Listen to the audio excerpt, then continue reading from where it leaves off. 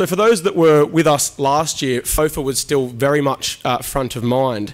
And the political focus, both in the industry and externally, was still very much on the individual advisor and the way that individual advisors are remunerated. 12 months on, I would say that focus, both in the press and in both chambers of Parliament, for those that have been watching, has broadened significantly. And it has become much more preoccupied with the business models and the ownership structures and the more implicit incentives that have operated in this market, which of course affects everyone in this room. Vertical integration is a buzzword now, not just at conferences like this, but in the mainstream media, which has meant greater scrutiny of the approved product list and product recommendation process, and by extension of investment platforms and the technology offerings. So it kind of makes the whole commissions debate look like kindergarten. Peter, you said recently that the last few months have indicated that we're now entering a new world in the financial advice market. What has changed? Well, we don't like FOFA. We think it's discriminatory. It's treated vertically integrated models in a different manner to what the normal independent advisor can do. SMSFs have got special carve-out. I think going forward you may have to change the title of this conference. I think the retail platforms in their current form, I think they'll die off over time. I think the reason why a lot of advisors are getting into the SMSF market is because they're tired of the banks controlling their income streams and controlling their clients. This is why we, a few years ago, went down the path of private labels, because the trust is external, which goes back to pre-1996. If you go back the 80s and 90s or early 90s, the trustee, RE, was an external party. But today, well, since 96, it's been the banks controlling everything. I think, I won't mention any names here in this audience here, there's probably a few of their representatives here, but a couple of instos in recent times have really caused a lot of problems for the advisors, cutting off their income streams, taking their clients away from them. And I think I agree with Dr. Hewson that I think the bank should get out of it. Peter, you've indicated there that you think advisors are the ones that are being blamed throughout this process. Surely FOFA hasn't happened for no reason. This is not just an ideological plaything of the left wing of politics. There have been serious cases where consumer confidence in the advice market has been lost. We think Wivell did the right thing, a fiduciary duty, and also banning product commissions. They're definitely a conflict which affects advisor decisions. So we think that was far enough. And I can understand why the banks, well, I can now, but at the time I couldn't understand why the banks didn't arc up against Shorten's attitude against retail platforms, because they've certainly been discriminated against, whereas unless they're in the integrated model situation, which was probably a special favour there. And also said before about the SMSF situation, but we think Shorten had an agenda. In fact, I know he did, against the independent market. They saw the banks were probably a bit too strong to knock out the way against competition against their industry funds, but they saw the independents as a soft target. Therefore, they tried to cut our income streams by saying that platforms are financial products. And therefore any rebates, etc., were considered conflicted. Now we think platforms are administration products, but if you go to section 763A, I think it is, that a financial product covers anything and everything, which we think is ridiculous. It's only just really has come to prominence in the last couple of years when FOFA's jumped on platforms. So we think that should change. We can't see it happening. I think politically at the moment, I think Cormann's under a fair bit of pressure. We just think that the independents have been discriminated against, and we really think that the tide has turned now. This CBA thing with financial wisdom was an unfortunate thing for the public, but I think it's very good for the independent sector of the marketplace. I mean, we're doing work for Holden at the moment on the career transition labour hire side, and Holden actually rang us recently and said, look, do you mind if we send all our people taking packages to the universities? I said, why would you do that? They said, well, because we feel insecure about what's happening out there in the marketplace, because Holden banked with the CBA and they were everyone was shocked, because in the past the independent sector have been unfairly blamed for the product failure. And this was just shaking the actual foundations of the financial advice industry, the fact the bank could actually do these things. So it's unfortunate, but I think it's worked in the independents' favour, because now, particularly on this committee I sit on, we definitely had the FPA and the ABA against advisors having to declare exactly who owns their licence, and that has now changed. Well, it's going to change. So thanks to the CBA, if there's anyone here, it's kind of eased the way for the independents to fight back. And I think now we've seen so many people jumping out, so many advisors jumping out of the institutional advisory space, wanting to get their own licence and see our members for becoming advisors to them. So I think there's significant changes in the next 12 months. Some of those views may seem out there in this room. There are many practice principles that I speak to that at least some of that they certainly would agree with. Leng, many advisors also blame this entire fiasco on some of your former colleagues at Fairfax Media. How much impact has the Commonwealth Bank scandal, other cases like this, how much impact has that had on the debate as a whole and where distribution may be heading? Having been a journalist and now not being a journalist and working on the corporate side, I realise how much information we're fed by people with vested interests, which shapes how we report on things. I know that Adele Ferguson, who's been running this, has boxes of information that's just been sent to her from rogue CBA planners and consumers that have been ripped off, so she's sort of just working through that list. I disagree in a way with Peter in terms of that the tide has turned for independence, because I work with quite a lot of independent groups like you do.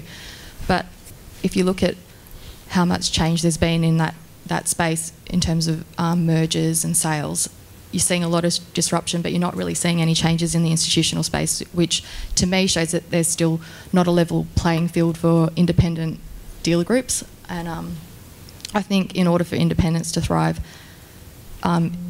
consumers have to be willing to pay a higher price for independent advice, and advisors have to be willing to pay a higher price for dealer services from an independent licensee. What we are seeing is additional noise around these issues of aligned, non-aligned, conflicted advice, and I'll take some responsibility for some of that. But Steve, you follow the numbers on this issue, you follow practices and what they're worth and the way that the market unfolds. Is this rise of the independents actually taking place? I think it's about to. We've seen in the last week the headlines regarding Genesis, one of the AMP AXA distribution, and they're wanting to leave. The cancelling the Geneva conference has an impact on not only those that were aggrieved, but now all of that dealer group is aggrieved. We're seeing the talk of breakaway groups within particularly the house of MLC. We're seeing it also in ING with RI. There's those that have been acquired are now also at the end of their any 3-year retention periods. That the real reason that there is going to be large-scale movements from the independents, from the institutions to an independent position, is really the underlying architecture and the old master funds that they're sitting on, and the advisors that feel that they can no longer do the best thing by their clients, and that the institutions are still holding on to their margins and not embracing the new technology which is available through the IMAs, MDAs, UMAs, and the inability for advisors to look after and fiduciary care particularly is the real catalyst, let alone that the bankers have taken over. They've cut off the heads of the previous CEOs, which has cut loyalty factors that were existing. It's impacted on the culture of the underlying businesses, and also that there's all of a sudden a push for production bonus levels and to be written. All of this is an impetus. Additionally, we've got the backdrop from GFC days, whereas the big institutions was a subsidised safe harbour. We've now got the All Ordinaries back over the 5.5. There's a new era coming through. There's capital on the sidelines. There's new players coming in that will fund, and so there will be capital backing, and it will have an independent, non-banking non-institutional. Certainly I hear from a lot of younger, especially institutionally aligned advisors, that they do have long-term plans to either get their own licence or to look at some of the smaller, growing, more nimble dealer groups. Claire, are you seeing that same thing? And I guess more importantly, as someone who actually takes people through the process of getting an AFSL and the logistics of it, do you think perhaps they're underestimating what it is to be a licensee? To the contrary, it's there's been a, if you like, a wool being pulled over the eyes of advisors for years and years and years about how hard it is to be a licensee. It's actually not that difficult, and it's really interesting to compare the financial planning sector to the insurance broking sector, where we are also very active, where most 80% of, if not 90% of businesses have their own licence in that sector. Now, I accept that the complexity of the businesses that they're in is lower, and some of the services that they need to source are less complex, and so it's a little bit easier for them than working within a dealer group, which provides a lot of the services that need to be accessed. But from the pure licensing perspective, as opposed to some of the operational and technical services that advisors need to access, it really isn't very hard. So I don't see that as an issue. But I'd like, if I may, just to pick up on why I think the industry is where it is right now, because I also agree wholly with Steve in relation to this paradigm shift that is emerging. And I think it's, to use that phrase, we almost have a perfect storm of influences at the moment. I have a different view to Peter about FOFA and its impact. For me, the key thing that the ban on conflicted remuneration has done is to take the power away from the platforms and the product providers, wherever they sit, and put them squarely in the hands of the advisors, because the advisors can no longer accept revenue from those people anymore. Therefore, there is very little scope for the sort of deals that we've seen in the past. Instead, advisors have had to completely restructure their revenue streams so that they are charging their clients. They may be using the platforms or other mechanisms to collect the revenue, but they've got to have that upfront conversation with the client. So advisors are increasingly looking for ways that they can deliver value. And that's the first thing that happened in my view. The second thing is this sort of overarching fiduciary duty that now the buck stops with the advisor, not with the dealer group. So the best interest duty sits on the individual advisor, and they are acutely conscious of what that means for them. In the sense that they can't actually do what a dealer group is asking them to do if that is in itself inappropriate and not in the best interests of the client. So what we're seeing is, an enormous raising of consciousness in the minds of advisors about the politics of being involved in dealer groups who are perhaps mandating limited product lists, which is one thing, but then, the preponderance of in-house product. And I've got some interesting statistics about, how that works in some of the larger organisations. So that's the second thing. And then we have technology. So what's happened with technology is that independent platforms have become available, and the whole pricing structure of platforms has changed as well. So advisors can now access platforms outside their conventional dealer group. They can access independent platforms, and they can negotiate on price. And so we're seeing very big changes there in relation to the cost of the administration service being unbundled, and advisors saying, well, we can access that.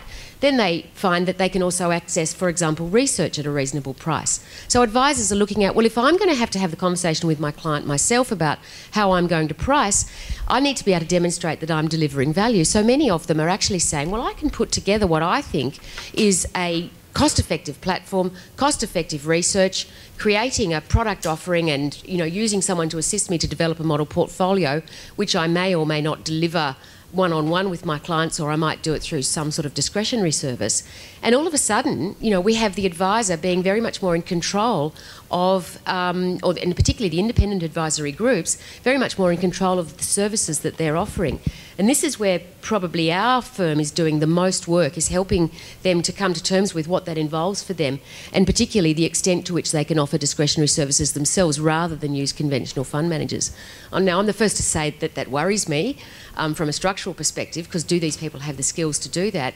But I think it's all the work I'm doing at the moment is in that space with advisors, and I think it's very significant to see that change. This whole process has really put the advisor, the practice principal, and by extension the consumer back in the driver's seat in terms of distribution, or perhaps in the driver's seat for the first time. And I think that's quite significant, is that at individual advisor level and at practice principal level, you know, they're really pushing their dealer groups for certain things and their product providers that they want. Leng, you work closely with a couple of groups who have recently gone off platform and have been quite vocal about it in the process, you know, possibly taking other advisors with them. Can you take us through their thinking? I know that there are some breakaway groups forming, but my understanding is that a lot of them are still talking to institutions. Like, they do reach out to some of my independent licensees, but they balk at a few things, and then when they're offered, you know, I'll waive dealers fees for a year, or I'll do X, Y, Z, they find that difficult to resist. In terms of what some of my clients are doing, in the past, I think that these independent groups that are breaking away would have looked to sign a white label or maybe a private label, but now they're saying, look, we can go down that MDA route and we can control the investment side and the administration, and we can offer our clients the flexibility, the transparency, the efficiency, the tax effectiveness that they need. They can hold, if they're SMSFs and high net worth investors, they can hold direct assets like, you know, their business property that they can't hold within a traditional platform. They can, for the advisors, they can make changes to discretionary portfolios without issuing a record of advice for every change. I just think that they're making as much money, if not more, going down that, or margin, going down that route than they would have getting rebates from a white or private label. And they've got more control, as Claire was saying. A point that Steve raised on as well that flows on from that is, you know, the party line from the institutionally aligned dealer groups, and it's a fair point, is that the open APL. The open APL is the mantra now, really. There's a broadness of approved product list. There's a broadness compared to before of recommendation availabilities and choices. But really, I suppose, a lot of that is because there's a best interest duty that requires that. Is that really where the distribution battle is now being fought? I speak to fund managers. Many people in this room spend a lot of time and effort getting onto APLs. But in this new environment, does that mean flows? Just because you're on an APL doesn't mean you're going to get flows. You have to have the right type of fund. You have to have the right type of performance, the right type of MERs on it. So, you know, the old days are gone. It's performance, it's competitive fees, and we can't get too carried away with fees. Everyone's this big and that big. It gets down to the performance of the fund. So you've got to beat the index. You've got to beat well, you've got to provide alpha. That's the bottom line. So just going to a conference and paying money to sit up there and to stand up there and talk doesn't necessarily get you inflows. It's got to be quality. I mean, I gave advice for 25 years, and in that time I used 15 different funds. Why you need 600 on APL is just absolute trash in my view. The PI insurers are waking up that their risk in a practice is the quality of the APL, and this is where also the research comes into it, which is our other bugbears about conflicted research, which I had to talk to a Lancet chap last night about. It gets back to quality, because as soon as if you get involved with product failure, you finish. ASIC move in, the media moves in, and you're victimised, you're gone. So it's quality. Peter, most of your members, if not all of them, use platforms. Certainly a lot of them use the platform that you guys run. The other argument that you hear from institutionally aligned advisors is that is where, you know, that is the measure of independence or levels of conflict. You know, how many choices are at your disposal. Why does AFSL ownership matter? Why, you know, this is one of the issues that the Murray Inquiry is looking at, that Dr. Hewson touched on. They're seeking consultation on this issue. Why is it the ownership structure that makes a difference? Claire hit it on the head. The banks for years have hoodwinked all their advisors, saying you can't get your own licence, you end up falling down a deep hole and you'll never recover, blah, blah, blah. we encourage anyone who rings us to just go online and get their own licence. You probably won't like that, Claire, but you can just go online and apply for it. The worst ASIC can say is no. Then you can outsource the research, you can outsource the compliance in any other function. So we've done our numbers on it. It costs for a 2-person practice about 15 grand a year. So it's not that hard to get your own licence.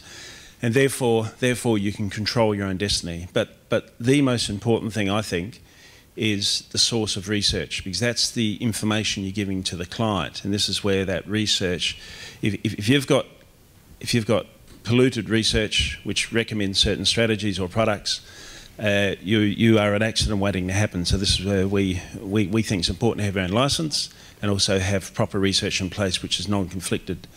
We've done our numbers since 2006. There's been $37.3 billion of funds which have failed, frozen or been impaired, and every one of those funds had shopped around and bought their own research rating, which we just think is totally conflicted. So licenses are very important, but you've got to get your research right. Another really significant development in the last couple of weeks has been ASIC's second submission to the Murray inquiry, where the corporate regulator proposed, at least it didn't necessarily recommend or advocate, but certainly proposed the idea of the UK model, which is where we would draw a binary distinction for all client-facing intermediaries, or specifically financial planners. They're either restricted or they're independent. And this term restricted, now obviously, we're still in the very early stages of this discussion. This is just a submission, and if this ever did hit the floor of Parliament, then I think the FOFA lobbying is going to look pretty minute in comparison to what may come. But certainly for practice principles and for advisors, this issue is very front of mind at the moment. It's got a lot of people very rattled what this term restricted could mean, and it's because in the UK, large numbers of advisors simply left the market.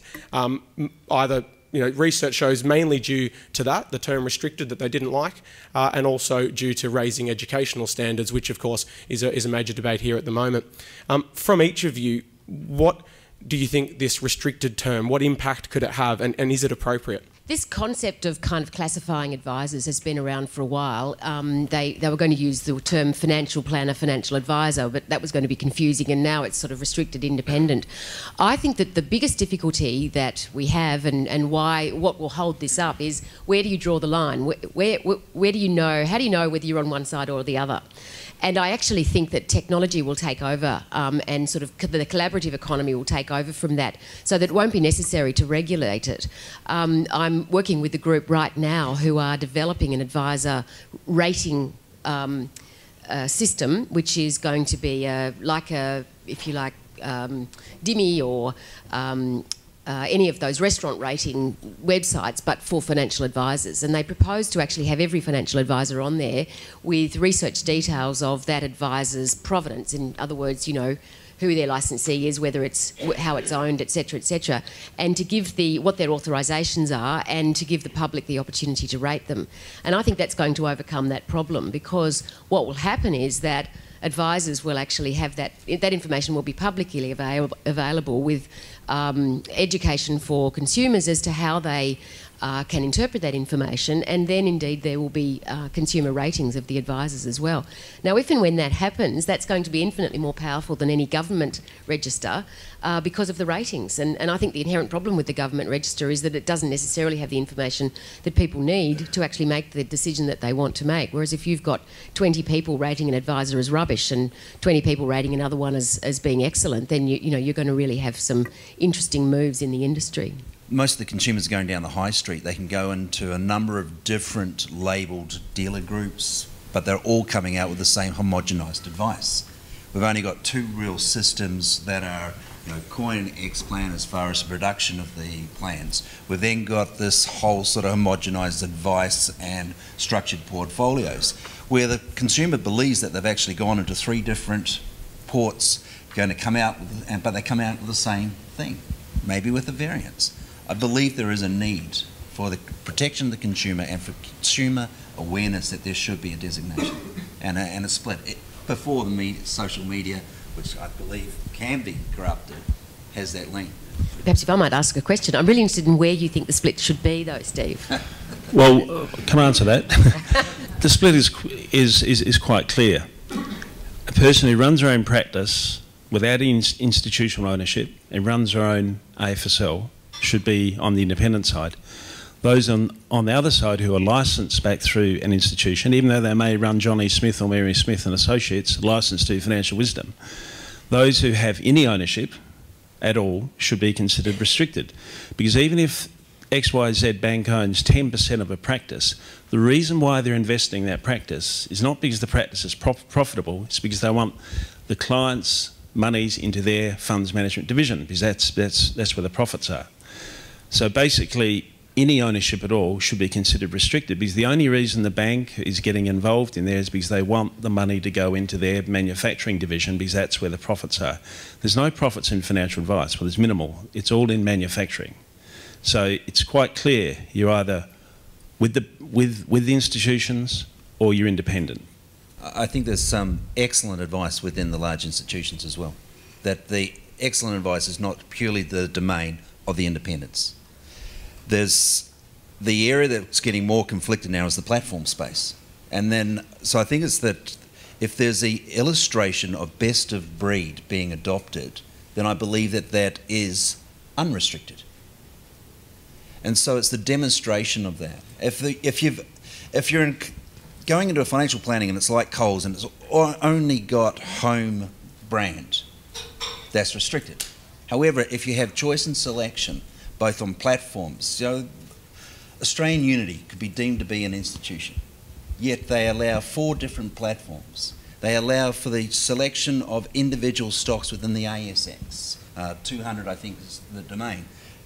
They've got, to me, they're allowing their advisors an independence of choice, and therefore I would put them as, what was the other term for restricted?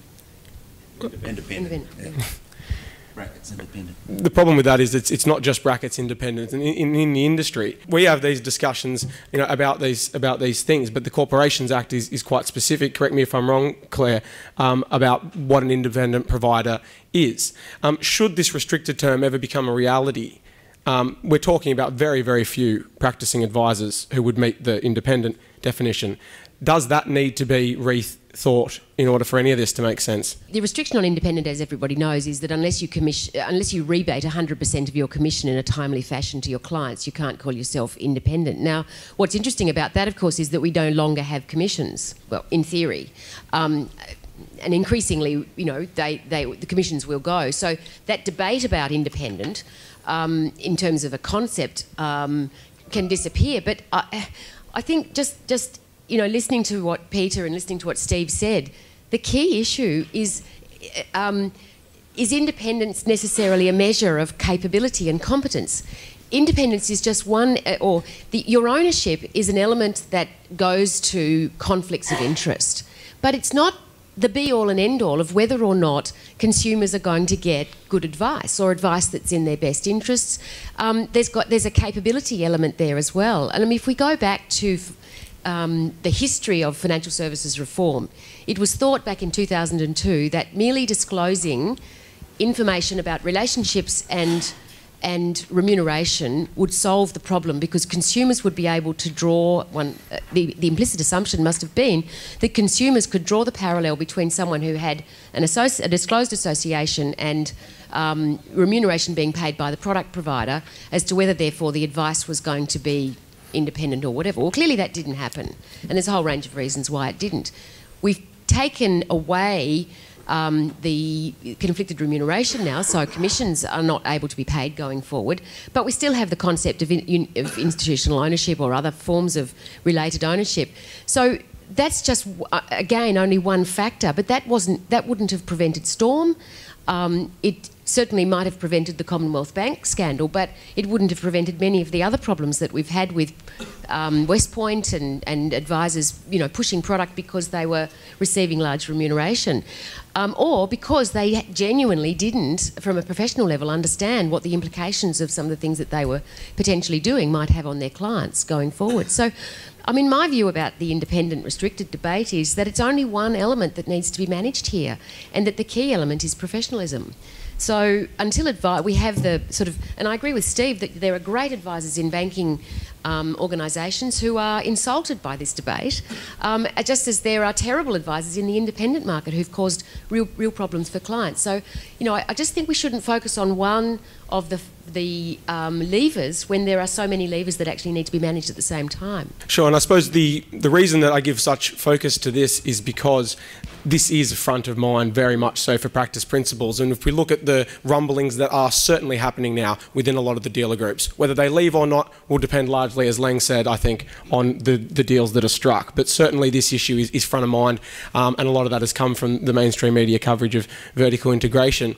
To bring it back specifically to product and to platforms, Peter, you mentioned at the beginning your thoughts around SMSFs, and one of the things that you guys are advocating for quite strongly is a reclassification, as I understand it, of the regulation of platforms, so that it is not considered a financial product under the AFSL regime, but a service. Why? Can you take us through the process and what impact might that have?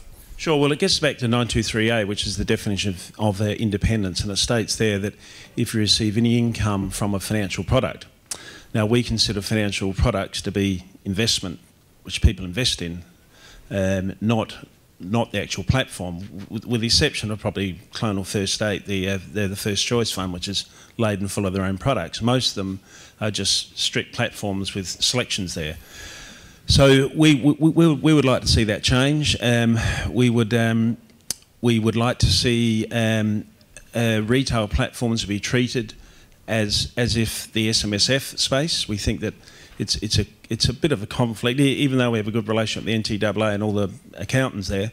It seems a bit unfair that an accountant can be offering their own internal administration service, which is a quasi-platform, and that's not considered conflicted. Whereas one of our members who just so happens to have a bit of volume going through Asgard, and they get a bit of a rebate back on the administration, not on the investment side, and that's considered conflicted. So we just think there should be a level playing field. It's either conflicted or it's not conflicted for everyone. So we are lobbying to try and get. It's going to be tough. That it's 7763A, I think it is, which is where the definition of a financial product. We think it's far too broad. It captures everything. So we're trying to change that, and that will flow on to 923A, because currently there's only about 30 advisors in Australia who can actually call themselves independent, because they don't take any commissions of any description from anywhere. And we also think that doesn't recognise also that carve-out was given in FOFA to risk products. In other words, you can take commission on the risk products, but you've got to sell it. It's not, people don't go and buy it, you've got to sell it to them. So we're pushing for that, but I don't like our chances. It's too politically hot out there. If Cormann tries to change things, it'll be jumped on by Shorten and all his industry mates. So, but we're trying. I don't think changing the definition of platform, though, is going to solve the problem that you discussed, because of the way best interest duty has been categorised. And basically what the regulatory guide in relation to best interest duty says is that if you recommend an in-house service of any kind, in other words, any service or that you have either they're interested in or are providing yourself, you've got to demonstrate an additional benefit for the client. And so the reclassification of platform isn't going to overcome that problem, that requirement, which naturally relates to overarching conflict of interest. So, and that's why the platform guide has been amended without any fanfare of trumpets, to say that if you recommend a platform, you actually have to be able to demonstrate why it is that that platform is suitable for the client, and you have to physically consider whether or not other options, such as a non-platform solution, might be more suitable for that client. So, I think I hear what you say, but you're going to need a lot of consequent changes. Oh yeah, of course. No, without getting to the specifics of the individual platforms, that's just the general theme. This just seems not a fair playing field, the way SMS are treated versus retail platforms versus vertically integrated models. So it does get down to the specificity of the particular platform in question, but we're talking conceptually. I would say the same requirement, though, applies to SMSF providers, even if it's an in-house service. So, again, I don't think you'll get the regulator to say, well, the conflict of interest, doesn't apply to an in-house service, regardless of what the nature of that service is.